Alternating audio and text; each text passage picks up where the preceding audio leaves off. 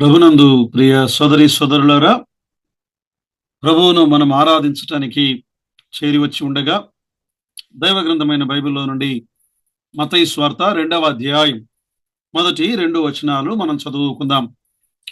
రాజైన హేరోదు దినములయందు యూదయ దేశపు బెత్లెహేములో యేసు పుట్టిన పిమ్మట ఇదిగో తూర్పు దేశపు జ్ఞానులు యెరూషలేమునకు వచ్చి, యూదుల రాజుగా పుట్టినవాడు ఎక్కడ ఉన్నాడు?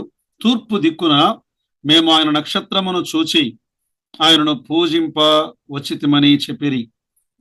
ప్రియులారా, రాజుగా పుట్టిన ప్రభు అయిన యేసు క్రీస్తు వారు దైవ గ్రంథమైన బైబిల్లో పాత నిబంధన, క్రొత్త నిబంధన ఈ 2 గ్రంథాలలో ప్రభు అయిన యేసు క్రీస్తు వారిని గూర్చిన విశేషమైనటువంటి సంగతులు వ్రాయబడి ఉన్నాయి. ప్రియులారా, రాజుగా పుట్టిన దేవుడు యేసు క్రీస్తు ప్రభువారు. ఆయన ఈ లోకములో రాజుగా జన్మించగా మత్తయి సువార్త 2వ అధ్యాయములో ఎవరెవరు ఎలా ప్రతిస్పందించారో ఈ ప్రభువును ఆరాధించే తలంపులలో మనము గమనిద్దాం. ఆయనను గూర్చిన పుట్టుకను గూర్చిన స్పందనలు. మొదటిది సృష్టి యొక్క ప్రతిస్పందన. ఆయన రాజుగా జన్మించాడని లోకానికి తెలియజేయడానికి ఒక అద్భుతమైన నక్షత్రాన్ని ఆకాశములో ఉంచడము ద్వారా సృష్టి ప్రతిస్పందించినది. ఇదొక ప్రవచనంగా కూడా మనం చూడగలం. సంఖ్యాకాండం 24వ అధ్యాయం 17వ వచనములో, ఆయనను చూచుచున్నాను గాని ప్రస్తుతమున ఉన్నట్టు కాదు, ఆయనను చూచుచున్నాను గాని సమీపముననున్నట్టు కాదు, నక్షత్రము యాకోబులో ఉదయించెను, రాజదండము ఇశ్రాయేలులో నుండి లేచును, అది మోయాబు ప్రాంతములను కొట్టును, కలహ వీరులందరినీ నాశనము చేయును. ఇశ్రాయేలు ప్రజలు ఐగుప్తులో నుండి ప్రయాణమై మోయాబు మైదానాల దగ్గర ఉండగా ఈ బాలాకు రాజు బిలాము ప్రవక్తను పిలువనంపించి, నా నిమిత్తము ఇశ్రాయేలు ప్రజలను శపించు అన్నప్పుడు దేవుడు అతని శాప వచనాన్ని శపించాలని వచ్చాడు, కానీ అతని నోట దీవెన వచనాన్ని ఉంచాడు. అందులో నుండి ఇదొక ప్రవచనం, నక్షత్రము యాకోబులో ఉదయించును కదా. ఆ జ్ఞానులు వచ్చారు, వారు ఇలా అడిగారు. మత్తయి సువార్త 2:2లో యూదుల రాజుగా పుట్టినవాడు ఎక్కడనున్నాడు? ఎందుకు అడిగారు ఆ ప్రశ్న? తూర్పు దిక్కున మేము ఆయన నక్షత్రమును చూచి అన్నారు. ఆకాశములో ఆయన నక్షత్రము ఉదయించినది. 9వ వచనం, మరియు వారు రాజు మాట విని బయలుదేరిపోచుండగా ఇదిగో తూర్పు దేశమున వారు చూచిన నక్షత్రము ఆ శిశువు ఉండిన చోటికి మీదుగా వచ్చి నిలుసు వరకు వారిని ముందుగా నడిపించెను. 10వ వచనం, వారు నక్షత్రమును చూచి అత్యానందభరితులై ఇంటిలోనికి వచ్చి వారు ఏం చేశారు? ఆ శిశువును ఆరాధించారు. ఆ నక్షత్రం కదా సృష్టి ప్రతిస్పందన. సృష్టి ఏమని చెబుతుంది? మీరు ఆరాధించవలసినది నన్ను కాదు, నన్ను సృష్టించిన సృష్టికర్తను అని ఆ నక్షత్రం సెలవిస్తుంది. వాస్తవానికి ఈ సృష్టికర్త యుద్ధకు మానవుణ్ణి నడిపిస్తూ ఉండగా మానవుడు సృష్టికర్తను ఆరాధించాలి. కానీ రోమాపత్రిక 1వ అధ్యాయం 19-20 వచనాల్లో, ఎందుకనగా దేవుని గూర్చి తెలియ శక్యమైనదేదో అది వారి మధ్య విషదమై ఉన్నది, దేవుడు అది వారికి విషదపరచెను. ఆయన అదృశ్య లక్షణములు అనగా ఆయన నిత్యశక్తియు దేవత్వమును జగత్తు ఉత్పత్తి మొదలుకొని సృష్టింపబడిన వస్తువులను ఆలోచించుట వలన తేటపడుచున్నవి గనుక వారు నిరుత్తరులై ఉన్నారు అన్నాడు. ప్రియులారా, ఈనాడు సృష్టికర్తను మనం ఎరిగి మనం ఆరాధించాలి. రెండవది జ్ఞానుల ప్రతిస్పందన, లేదా ఇలా చెప్పుకుందాం, అన్య జనుల ప్రతిస్పందన. ఈ జ్ఞానులు ఎవరు? యూదుల కాదు, తూర్పు దేశపు జ్ఞానులు అని ఉన్నది. వీరు అన్యుల ప్రతిస్పందన. అన్యజనులు ఆయనను ఆరాధించటానికి మరియు ఆయనకు బహుమతులు తీసుకురావడం ద్వారా వారు ప్రతిస్పందించారు. వారు కానుకను తీసుకొని వచ్చారు. మత్తయి తన గ్రంథములో మొదట యేసు యూదులను గూర్చి, యూదులను రక్షించుట కొరకు ఆయన వచ్చాడు అని మొదటి అధ్యాయములో మనము గమనించాం. ఆయన తన ప్రజలను వారి పాపముల నుండి ఆయనే రక్షించును గనుక ఆయనకు యేసు అని పేరు పెట్టబడును అని. కానీ ప్రియులారా, ఈ జ్ఞానులు, అన్యులు ఆకాశమును, ఆకాశ నక్షత్రములను అధ్యయనము చేసేవారు ఈ జ్ఞానులు కదా. నక్షత్రము ఏం చేసింది? వారిని లేఖనముల వైపునకు నడిపించింది. లేఖనములు వారిని రక్షకుని దగ్గరకు నడిపించేయి. అందుకే దైవ గ్రంథములో మనం ఎరుగుదాం కదా, ఈ నక్షత్రము లేఖనముల దగ్గరకు నడిపించినట్లుగా చూడగలం. మత్తయి సువార్త 2వ అధ్యాయం 4-5 వచనాలు. కాబట్టి రాజు ప్రధాన యాజకులను, ప్రజలలో నుండి శాస్త్రులను అందరినీ సమకూర్చి క్రీస్తు ఎక్కడ పుట్టునని వారిని అడిగాను. అందుకు వారు, యూదయా బెత్లెహేములోనే. ఏమనగా, యూదయా దేశపు బెత్లెహేమా, నీవు యూదా ప్రధానులలో ఎంత మాత్రమును అల్పమైన దానవు కావు. ఇశ్రాయేలు అను నా ప్రజలను పరిపాలించు అధిపతి నీలో నుండి వచ్చునని ప్రవక్త ద్వారా వ్రాయబడి ఉన్నదని అనిరి. ప్రియులారా, నక్షత్రాలు లేఖనములను చూపించగా, లేఖనము అధిపతిని, రాజును, ప్రజలను పరిపాలించే రాజును చూపించాయి. అందుకే 19వ కీర్తన 1వ వచనములో, ఆకాశములు దేవుని మహిమను వివరించుచున్నవి, అంతరిక్షము ఆయన చేతి పనిని ప్రచురపరచుచున్నది అని తేటగా దేవుడు రాయించాడు. పిల్లరా, దేవుడు మనతో మనము అర్థం చేసుకొనగలిగే మార్గాలలోనే ఆయన మాట్లాడువాడు. అది జ్ఞానుల ప్రతిస్పందన. పిల్లరా, వీరు శాస్త్రమును చదివారు. శాస్త్రము మరియు లేఖనముల మధ్య సత్యము పదకాలి కదా. వారు ఈ శాస్త్రాన్ని లేదా సైన్స్ను లేదా ఈ లేఖనములను రెండింటినీ వారు ఒకదానితో ఒకటి చూసి రక్షకుని ఆరాధించటములో ఎటువంటి వైరుధ్యము మనకు కనబడలేదు. ప్రియులారా, భక్తులైన వారు ఏమని ఆరాధించాలి?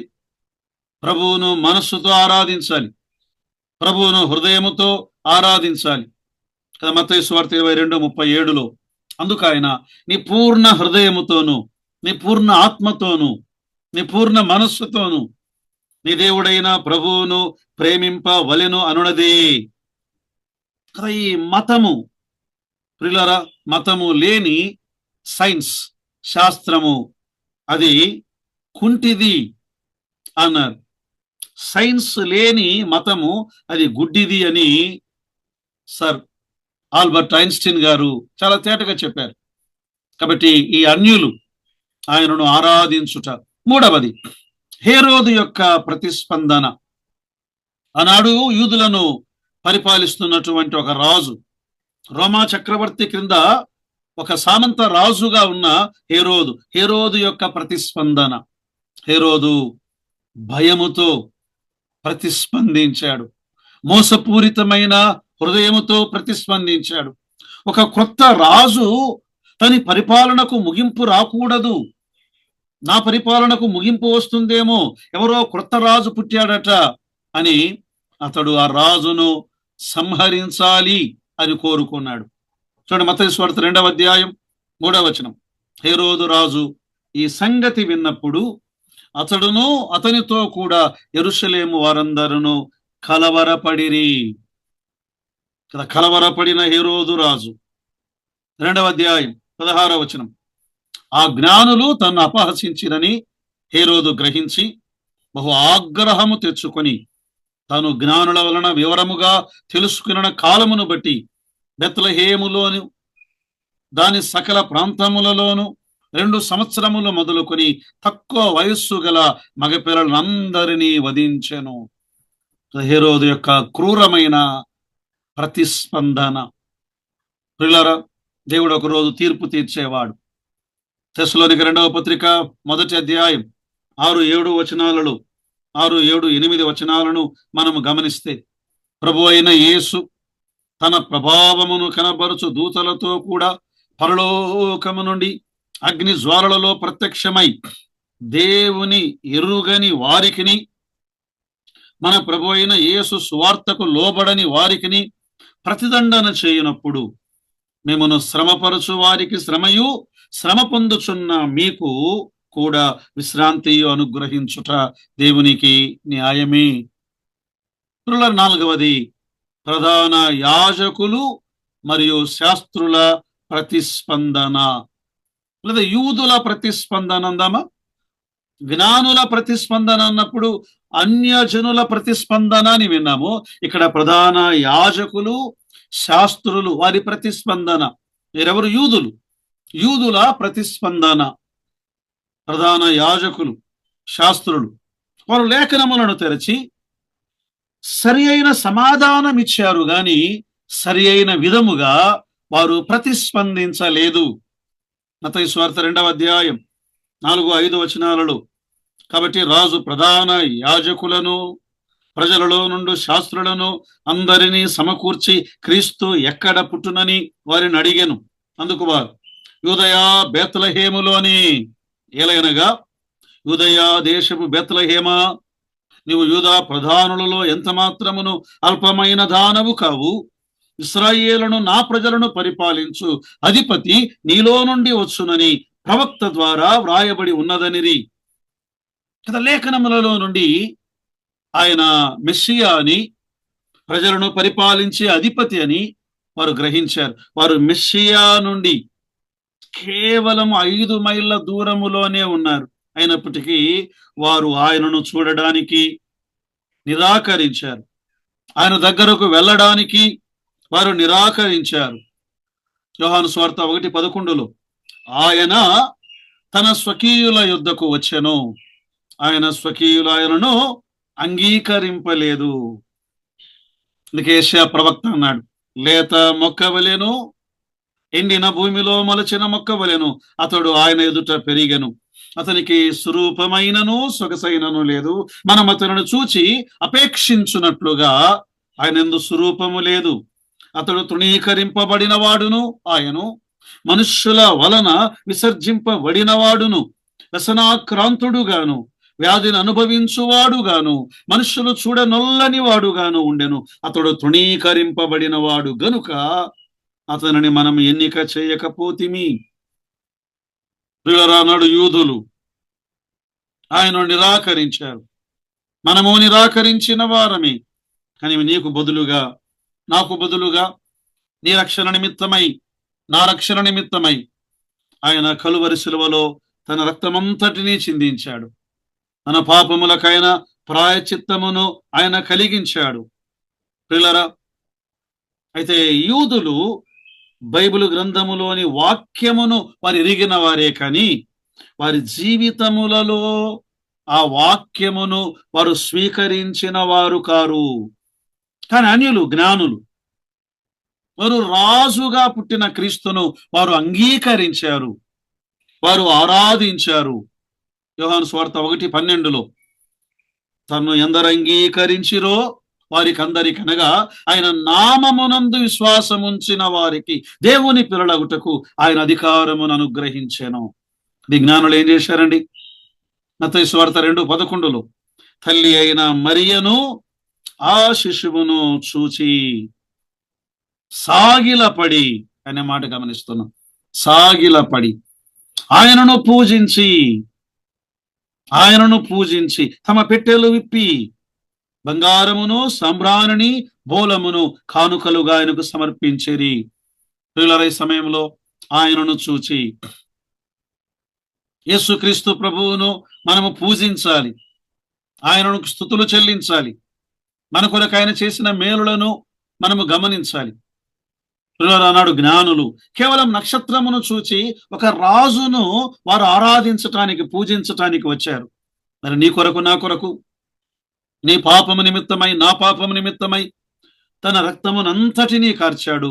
ఆయన రక్తము ద్వారా నీకు నాకు పాప క్షమాపణనిచ్చాడు, నిత్య జీవమునిచ్చాడు, యుగ యుగాలు ఆయనతో జీవించే భాగ్యమునిచ్చాడు. ఇన్ని మేలు చేసి ఉండగా మరి మనం ఎలా ఆరాధించాలి? వారు బంగారము, సాంబ్రాణి, బోలము ఆయన పాదముల దగ్గర వారు సమర్పించారు. ఈ సమయంలో మనకు చేసిన ఆయన మేలులను బట్టి ఆయనకు కృతజ్ఞతాస్తుతులు చెల్లించాలి. ఆయన నామమును ఒప్పుకొని ఆయనను ఆరాధించాలి. ప్రియులారా, యేసుక్రీస్తును అంగీకరించిన మనము ఆత్మతో సత్యముతో మాత్రమే కాదు, మన జీవితముతో, మన సమర్పణతో, మన సమయముతో, మన సంతానముతో, మన సమస్తముతో ఆయనను ఆరాధించటానికి పరిశుద్ధాత్మ దేవుడు మనకు కృపను, సహాయమును దయచేయునుగాక. ఆమేన్.